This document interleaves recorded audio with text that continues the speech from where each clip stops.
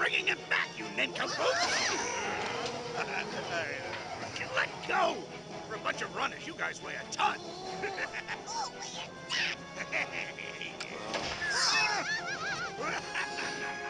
Sonic Boom Fire and Ice is the latest entry in the Sonic the Hedgehog sub-series Sonic Boom. In this game, you play as Sonic and friends trying to stop Eggman from harvesting a certain material known as Ragnium.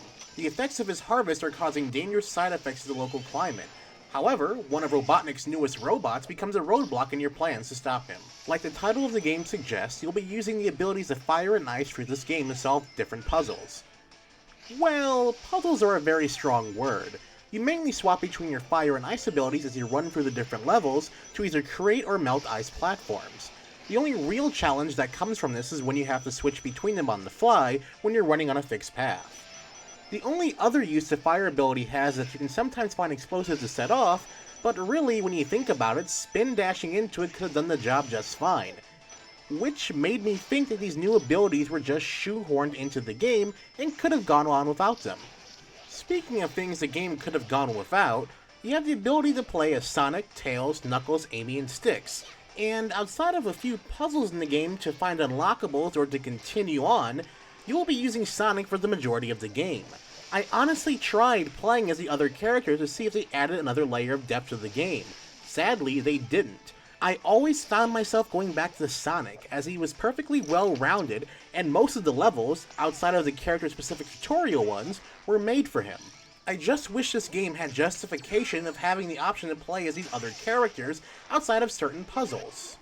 The game takes place on 6 different islands, each one with several different levels to go through. They are broken up into your standard missions, races, mechs, and boss fights. The standard missions are, well, just that, your standard missions you play through to advance through the game. In these missions, you must make your way to the end of each stage in close division to restore the balance to the area. These missions are rather short, and can be completed in a couple of minutes each, but there is quite a lot of unlockables in each level to find, meaning you'll be replaying a lot of levels to get everything. Sadly, what these unlockables unlock really never amount to much in the grand scheme of things, outside of a few new pieces of artwork, music, and some skins. If you're not really into that, you may not find much here for you. The race missions are kinda relevant to the plot. Eggman is trying to create a robot faster than Sonic to humiliate him. However, these levels at the end of the day are just overglorified time trials through an obstacle course.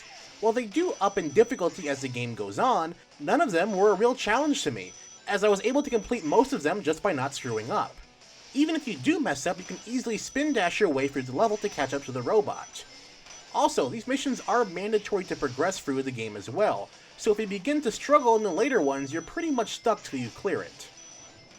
The mech levels are just short mini-games headed up by Tails.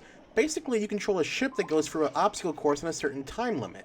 For completing it, you get a piece of a trading card.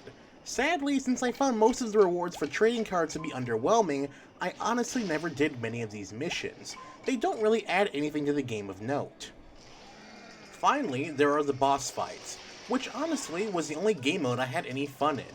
While the boss fights are the same boss the entire game, each fight is very inventive in how it uses the dual screens of the 3DS. That being said, once you finally got the boss's patterns under your belt, the challenge any of the boss fights pose go away. So the thrill of fighting them kinda went away pretty quickly. The last thing I should mention about Fire and Ice is its graphics and technical issues. The game may easily have some of the ugliest character models that I've ever seen on a 3DS game to date. The models a lot of the characters have just seem unappealing and just odd looking. That may be a small nitpick, however it becomes more of an issue when the game can't decide when it wants to use the in-game cutscenes or use the fully animated cutscenes used in the show. These switches honestly took me out of what little story experience this game had to offer. On a technical standpoint, Sonic Boom Fire and Ice is also somewhat lacking. This game is plagued of a very funky rubber banding effect when you take damage. When you take damage in certain places, mainly over spike pits, you'll be sent flying back to the nearest safe spot. The problem is, sometimes those safe spots can lead you to even more danger, resulting in dying and going back to a checkpoint. The bright side is, you have an unlimited amount of lives, so you really don't have to worry about starting over again. But the strange rubber banding mixed with the funky hitboxes enemies and characters have just lead to an overall enjoyable time. Overall, Sonic Boom Fire and Ice isn't a bad game. That being said, it isn't a good game either. The game lives and dies on its replayability because you can easily clear through the main story in about 3 to 5 hours. However, the lack of true rewards for collecting everything never really motivated me to actually go back and collect them all. Coupled with an unmemorable story, questionable technical design choices, you got yourself an overall forgettable experience.